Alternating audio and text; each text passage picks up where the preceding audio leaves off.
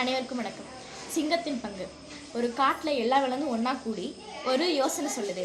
என்னன்னா, நம்மளுக்கு கிடைக்கிற உணவு எல்லாத்தையும் சேர்த்து வச்சு எல்லாருக்கும் சமமாக பங்கு போட்டு சாப்பிடலாம் அப்படின்னு சிங்கம் வந்து ஐடியா சொல்லுது. எல்லாரும் ஓகேன்னு ஒத்துக்கிறாங்க. அப்போ வெள்ளாடு ஒன்று ஒரு வலை விரிக்குது.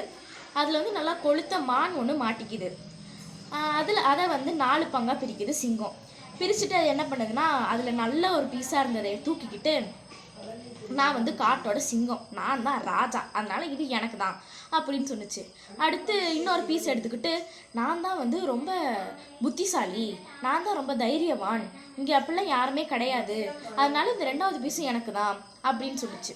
திரும்ப 3வது பீஸ் எடுத்துக்கிட்டு, நான் தான் இந்த காட்டிலே தைரியசாலி, அதனால இந்த 3வது பங்கும் எனக்கு தான் அப்படின்னு சொல்லிட்டு திரும்ப அந்த 4வது பங்கையும் எடுத்துருச்சு. அதையும் எடுத்துகிட்டு என்ன சொல்லுதுன்னா, உங்களுக்கு இதில் யாருக்காவது தில் இருந்ததுன்னா அந்த பீஸை தொடுங்க பார்ப்போம் அப்படின்னு சொல்லுது. அதை தான் சொல்லுவாங்க, வன்மம் இருக்கவங்ககிட்ட தான் உரிமையும் இருக்கும் அப்படின்னு சொல்லுவாங்க. நன்றி.